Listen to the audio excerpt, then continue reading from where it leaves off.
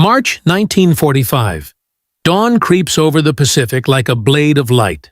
The sky above Japan is pale, trembling with the first murmurs of engines in the distance. On the airfields outside Tokyo, Japanese pilots stand by their aircraft. The once proud Zero fighters lined like silent sentinels. Exhausted mechanics wipe oil from their hands, watching the horizon where American bombers are expected to appear alone, as they had for weeks. But something feels different. A faint hum deepens. Low at first, then swelling into a rolling thunder that shakes the air itself. Pilots shade their eyes and stare upward. The sun catches on silver wings. Dozens, no, hundreds of them. P-51 Mustangs, their canopies glinting like mirrors of fire, descending from the high clouds in perfect formation. For a moment, no one speaks. Then a single voice whispers through a cracked radio. They're back. In that instant, fear spreads faster than sound. The illusion of safety dissolves. The sky that once belonged to Japan is no longer theirs. By early 1945, the Empire of Japan was suffocating under the weight of an unrelenting air campaign. Cities once untouched by war now burned nightly beneath the glow of American incendiaries. The Pacific, once a vast moat protecting the homeland, had turned into an open highway for the advancing U.S. forces. From Saipan to Tinian, American bases had crept closer with every passing month, each island captured at a cost of blood, but paving the way for one final goal: the invasion of Japan itself. The American B-29 superfortress had become the symbol of this phase of the war. It flew higher, faster, and farther than any bomber before it, carrying destruction across thousands of miles of ocean. But the early bombing raids came at a heavy cost. Without fighter escort, the long-range missions over Japan exposed the B-29s to swarms of Japanese interceptors. Even with superior speed and altitude, the bombers were vulnerable to concentrated attacks, especially during daylight runs.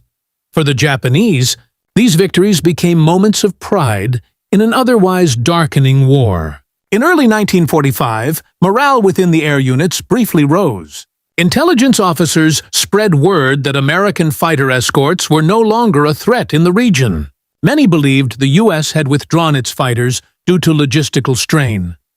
The distances were too great, the fuel demands impossible, the pilots exhausted. The belief took root. The skies belonged once again to Japan. Yet that illusion was built on outdated assumptions. Unknown to most of Japan's pilots, the war had changed dramatically beyond their view. On February 19, 1945, the U.S. Marine Corps landed on a small, volcanic island called Iwo Jima. Barely 8 square miles in size, it was a speck of rock in the vast Pacific, but strategically it was priceless.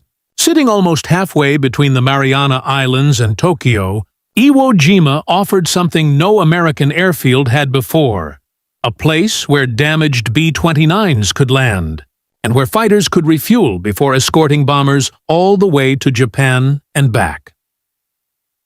The battle for Iwo Jima was one of the most brutal of the Pacific War. For 5 weeks, Marines fought through volcanic ash and tunnels, as Japanese defenders refused to surrender. Nearly 7,000 Americans were killed, and more than 20,000 Japanese perished, many choosing death over capture. When the island finally fell, few on the Japanese mainland realized what it meant. To them, Iwo Jima was simply another island lost. But to the men planning the air war from the American side, it was a doorway, the key that would unlock the skies above Japan. Even as Japan's air forces continued to train new pilots, their resources were collapsing. Aviation fuel was scarce. Replacement aircraft were few. Veteran pilots were dying faster than they could be replaced. Many of the young men who now stood on airstrips outside Tokyo or Nagoya had only a handful of flight hours. Their instructors told them that honor, not victory, would guide them. Meanwhile, across the ocean, the U.S. Army Air Forces were preparing for a transformation. Engineers and commanders knew that the key to ending the war quickly was control of the air. Total, uninterrupted control. The B-29s could deliver destruction, but only if they were protected from Japan's desperate counterattacks. That protection would soon come in the form of a fighter that had already changed the course of war in Europe, the P-51 Mustang. Its pilots had flown through the flak-filled skies of Germany, escorting bombers all the way to Berlin and back. The aircraft's sleek design, powerful engine, and extraordinary range made it unlike anything the Japanese had yet faced in the Pacific. But transferring such aircraft across oceans, maintaining them in tropical climates, and coordinating them with bomber fleets required logistical miracles. Miracles that were finally becoming possible thanks to Iwo Jima. By March 1945, the first squadrons of Mustangs were being ferried to the island. Mechanics worked around the clock, preparing the runways while pilots studied maps of the Japanese homeland. The plan was ambitious. The Mustangs would take off from Iwo Jima, meet the B-29s over the Pacific, and escort them deep into Japan's airspace. The Japanese High Command still believed no such escort could exist, not with the distances involved. That belief would soon shatter. The day the P-51s first appeared over Japan was not just a tactical surprise, it was a psychological one. For Japanese pilots who thought the Americans had pulled back, it was as if the dead had returned to the P-51 Mustang was not born in the Pacific. Its story began thousands of miles away, in the skies over Europe, where long-range bomber crews had once prayed for salvation. At first, American bombers flying over Germany suffered staggering losses. Escort fighters like the P-47, Thunderbolt, and P-38 Lightning lacked the range to accompany them all the way to their targets and back. Pilots would watch their protectors turn for home, leaving them exposed to the deadly German Luftwaffe. Then, in late 1943, everything changed. The arrival of the North American P-51 Mustang transformed aerial warfare. Fitted with the Rolls-Royce Merlin engine, the Mustang combined speed, agility, and range in a way no other fighter could match. It flew higher, farther, and faster, and could escort bombers deep into enemy territory without refueling. Over Europe, the P-51 became a legend. It slashed through German formations, hunted down interceptors, and turned daylight bombing into a viable strategy. Its pilots earned names that still echo through Air Force history. Men like George Preddy, John Meyer, and Bud Anderson. But while Europe celebrated its triumphs, the Pacific remained an unsolved equation. Japan's air defense stretched across thousands of miles of ocean. No fighter in the American arsenal could fly from the Mariana Islands to Japan, engage in combat, and return safely. Even with the B-29's immense range, escort fighters were out of reach. American bombers flew alone, enduring flak and fighter swarms with nothing but their gunners for protection. That was until Iwo Jima fell. The island's capture opened a new chapter in the air war. Engineers quickly converted its rough volcanic terrain into one of the most vital airfields of the Pacific Campaign. South Field, followed by Central and North Fields. From there, the Mustangs could at last bridge the gap. Each sortie from Iwo Jima meant a 750-mile flight to the Japanese mainland. Long, grueling, and perilous, but possible. It was at this intersection of technology and geography that the myth of American disappearance was born. Japanese intelligence units, monitoring radio traffic and reconnaissance, had concluded that the Americans were suffering from overextension. Reports described damaged bombers crash landing at sea, suggesting the escort problem had not been solved. With confidence rising, Japan's military leadership began to reposition fighter units and concentrate defenses around urban centers, assuming attacks would remain unescorted. Meanwhile, on the Japanese side, disillusionment quietly spread among veteran pilots. The Zero, once the pride of the Imperial Japanese Navy, was aging. Designed for maneuverability, it had once dominated early in the war, but by 1945 it was obsolete. Its lightweight frame, once an advantage, had become a death sentence against faster, armored American aircraft. Replacement models like the Ki-84 Frank and the N-1K George offered improvements, but Japan's dwindling industry could not produce them in sufficient numbers. Fuel shortages forced pilots to ration practice flights. Some trained only through classroom diagrams and wooden mock-ups. Still, the idea of honor kept them flying. For many, death in battle was preferable to surrender. The arrival of the Mustangs, sleek, modern, and relentless, shattered not just their formations but their spirit. To them, these aircraft seemed to appear from nowhere, flying impossibly far, striking with precision, and vanishing back into the horizon. It was not magic. It was logistics, engineering, and relentless adaptation. The Americans had turned an isolated rock into the most valuable launch pad in the Pacific. By the time the Japanese realized the truth, it was too late. The sky they thought they had reclaimed was already lost again, and this time it would never return. The arrival of the P-51 Mustang over Japan represented a revolution in aerial tactics. Previously, the Japanese defenders had relied on concentrated formations of Zeros to intercept incoming B-29s, often using sheer maneuverability and dive attacks to overwhelm the bombers. Without long-range escorts, these tactics had inflicted some losses, but at an unsustainable cost. With the Mustangs now in the skies, American planners could shift from defensive to offensive strategies. The P-51s flew ahead of the B-29 formations, scouting for enemy interceptors and attacking them before they reached the bombers. Their speed allowed them to execute high-speed passes, forcing Japanese pilots into defensive maneuvers they could not sustain. Coordination with radar operators and bomber gunners created overlapping layers of protection that effectively neutralized traditional Japanese tactics. One squadron leader noted that in the first few raids escorted by Mustangs, Japanese interception attempts dropped by more than 70%. This tactical superiority ensured that B-29 crews could focus on bombing runs rather than evasive maneuvers, fundamentally shifting the war in the air. Human angle. For Japanese pilots, the psychological impact was profound. Many had grown accustomed to facing bomber formations with only limited resistance, their pride bolstered by a belief in invulnerability at high altitudes. The sudden appearance of Mustangs shattered this illusion.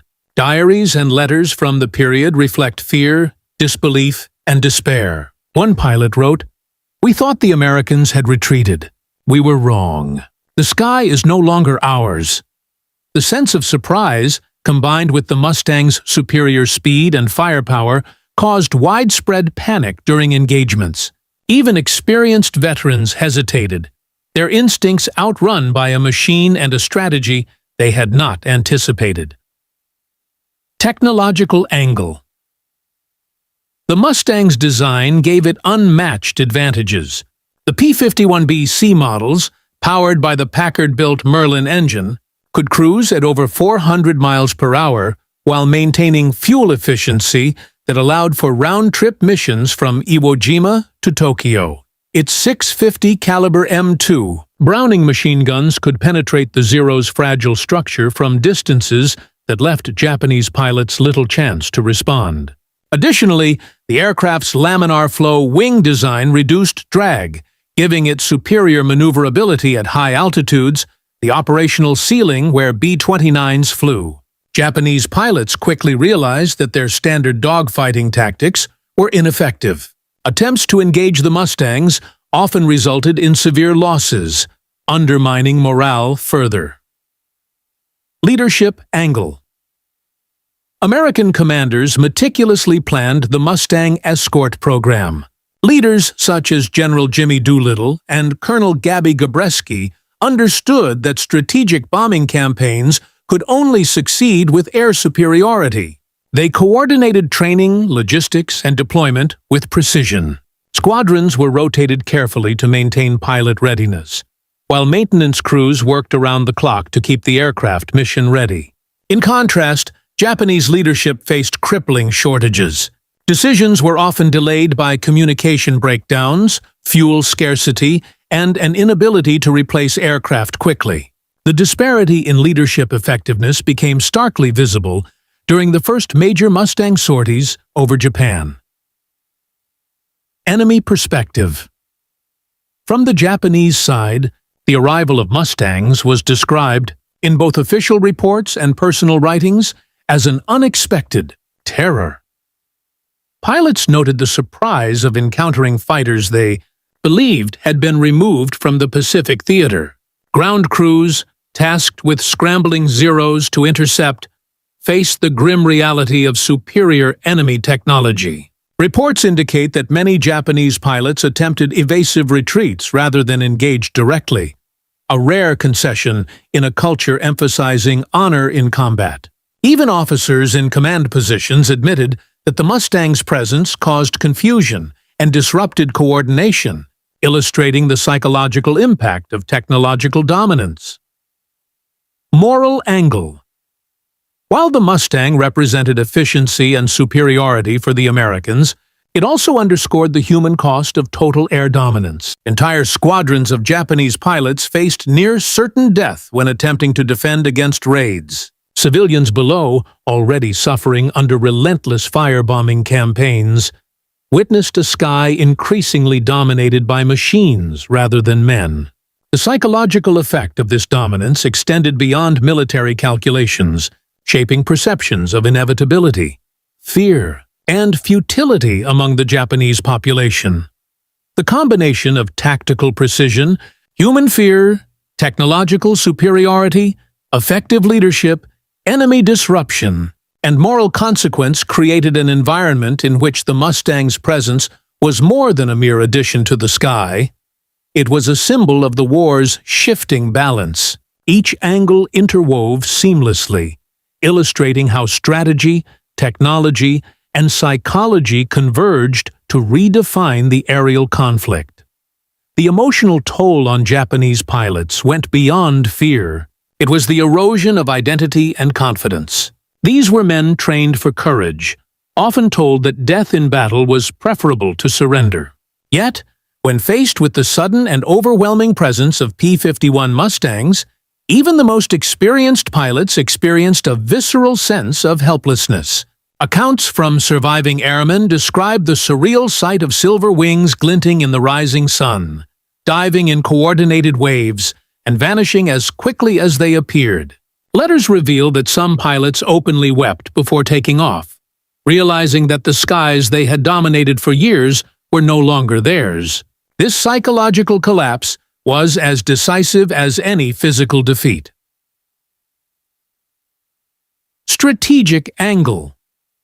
The Mustang escort program did more than protect B-29s. It reshaped Japan's air strategy.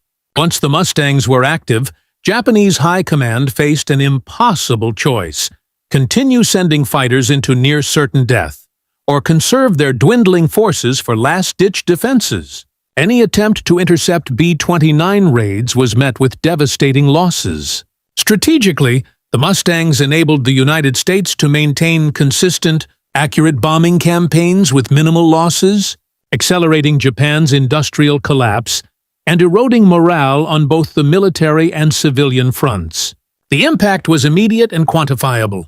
The introduction of long-range fighter escorts reduced bomber attrition rates from 20–25% to below 5% on major raids. Operational angle. From an operational perspective, the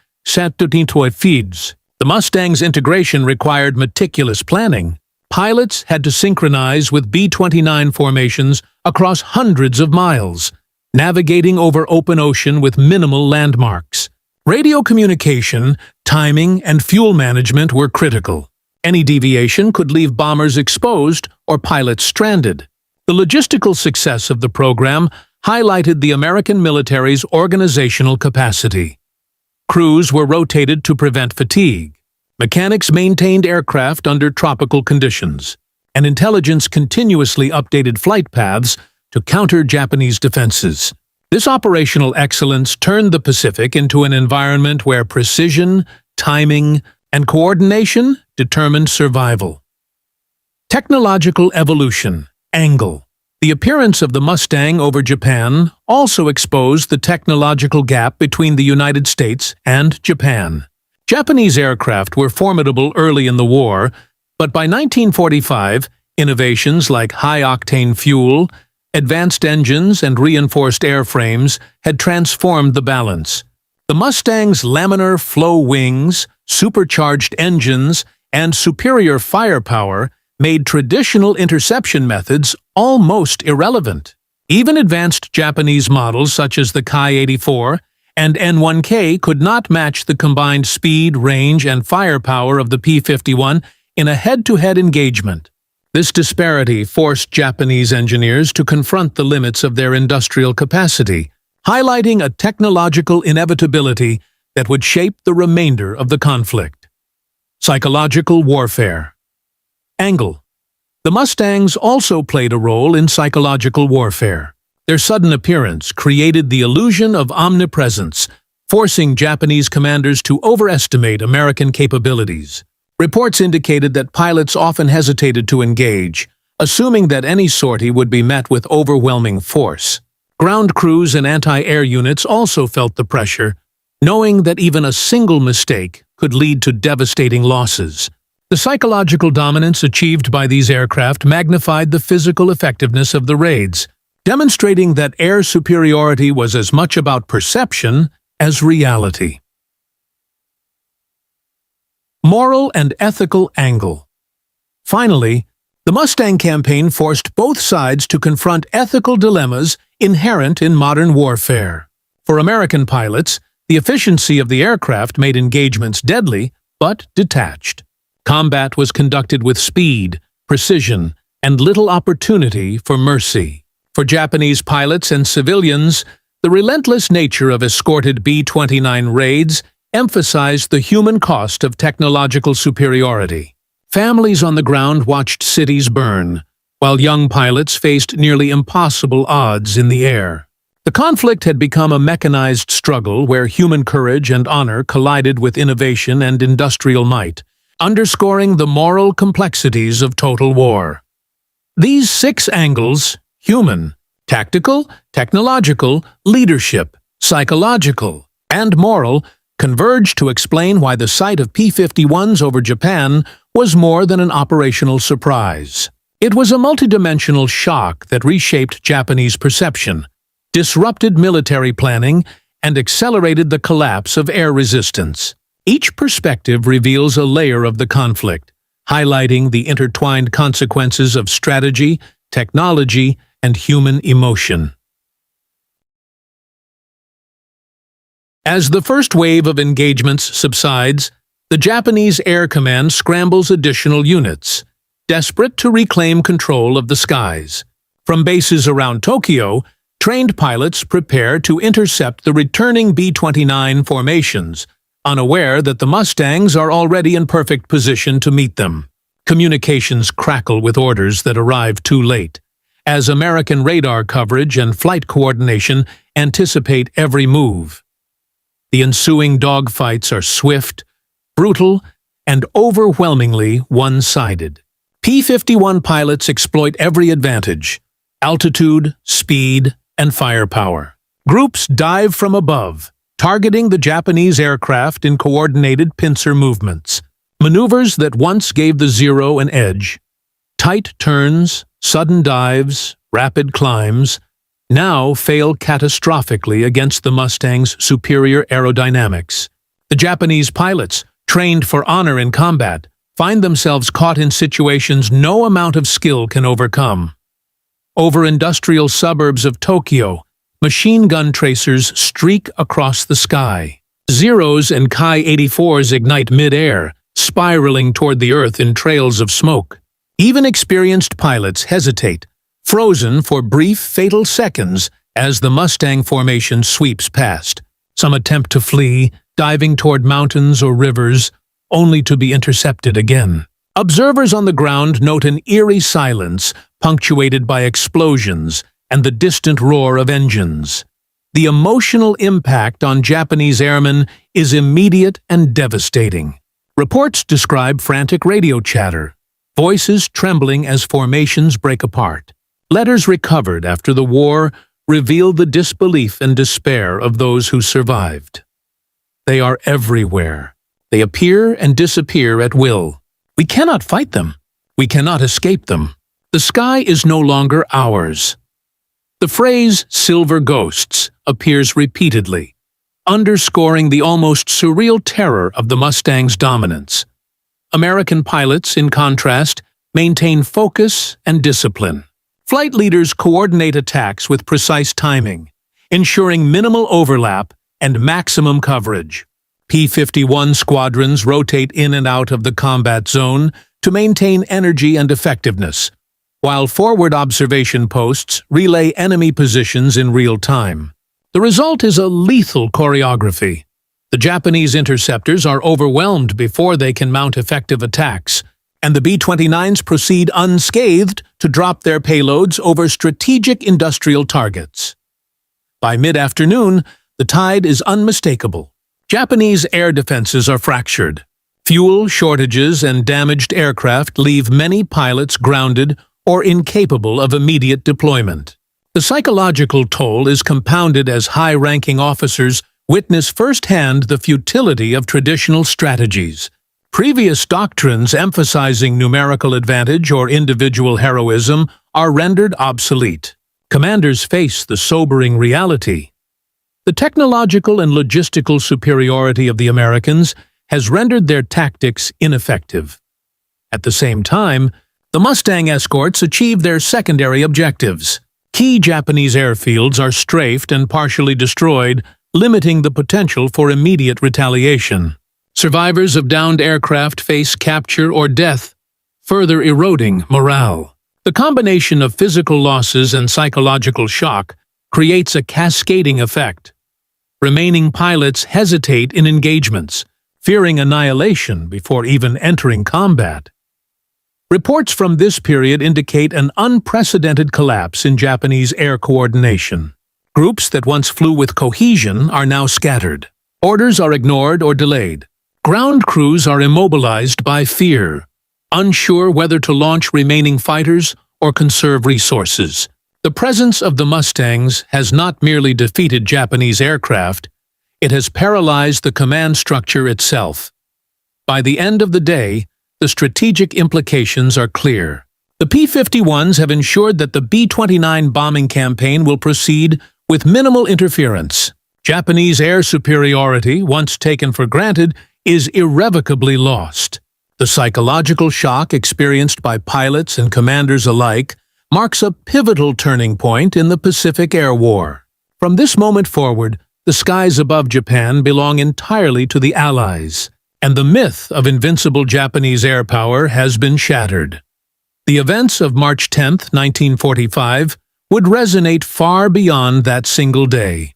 They signaled the beginning of sustained, unchallenged American air dominance, setting the stage for relentless bombing campaigns that would decimate Japan's industrial capacity. For Japanese pilots, the image of silver Mustangs tearing through the clouds would remain a haunting memory, a symbol of technological inevitability and strategic mastery that could not be overcome by courage. Alone, in the wake of the Mustang raids, the Japanese air forces faced a stark and undeniable reality. Dozens of aircraft had been destroyed, with many more damaged beyond repair. Experienced pilots, once the backbone of Japan's defensive capabilities, had been lost or psychologically broken by the overwhelming presence of the P-51s. What had begun as disbelief had hardened into despair. The once proud Air Force could no longer challenge American bombers with any meaningful chance of success. American reports from March 1945 confirmed the effectiveness of the Mustang escort program. The 15th, 21st, and 506th Fighter Groups recorded minimal losses while protecting B-29 formations. demonstrating the tactical and technological advantage the aircraft provided.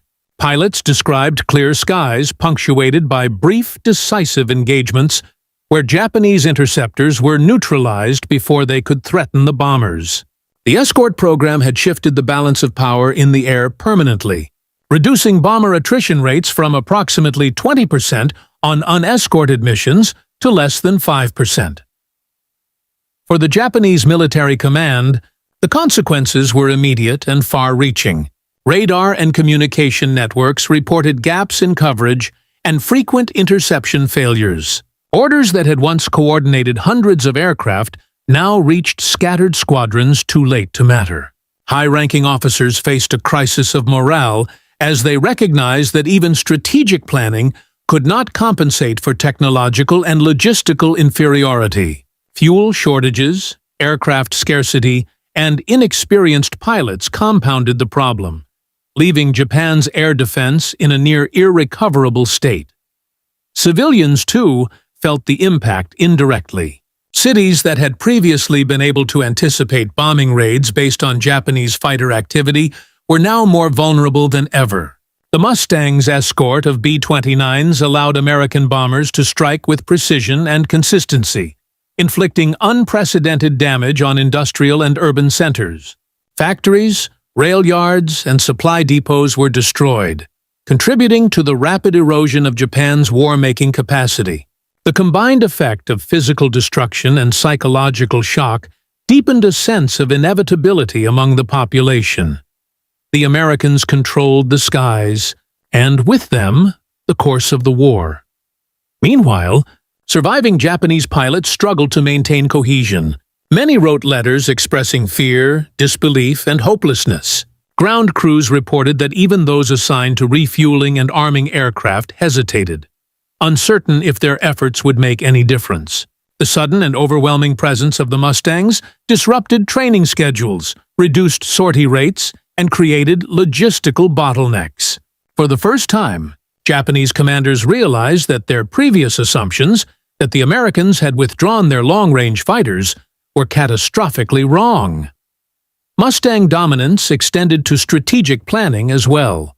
The Japanese High Command was forced to reconsider where to deploy limited forces, which defensive positions to hold, and how to manage dwindling fuel and aircraft stocks. Traditional doctrines emphasizing bravery and numerical advantage were rendered largely irrelevant. Every engagement risked catastrophic losses, and the confidence that once guided Japan's fighter units had been shattered. The sight of P-51 Mustangs streaking across the skies of Japan in March 1945 marked more than a military achievement. It was a turning point in the human perception of war. For the Japanese pilots who watched these sleek fighters appear seemingly out of nowhere, it was a moment of shock and despair. The aircraft represented technological mastery, logistical precision, and the relentless determination of a force that had learned to integrate strategy, innovation, and human endurance. The sky, once a symbol of Japan's aerial pride, had become a stage for inevitability. From a broader historical perspective, the Mustang escort program illustrates the decisive impact of technological adaptation on warfare. Air superiority had shifted not through sheer numbers alone, but through careful coordination, superior aircraft design, and the ability to project power over previously unreachable distances. The P-51s ensured that strategic bombing could continue unchallenged, accelerating the collapse of Japan's industrial and military capacity. The psychological component, the disbelief, fear, and paralysis experienced by Japanese pilots and commanders, amplified the operational effectiveness of every sortie. The legacy of those days extends beyond military history. It reminds us of the human dimension in war, the courage, fear, and resilience of those involved on both sides. For Japanese pilots, the experience of being outmatched became a defining memory of loss and inevitability. For Americans, it was a testament to the power of ingenuity, coordination, and determination. In the end, the skies over Japan did not merely belong to a nation. They became a testament to the enduring consequences of technological mastery, strategic foresight, and the human spirit under the pressures of total war.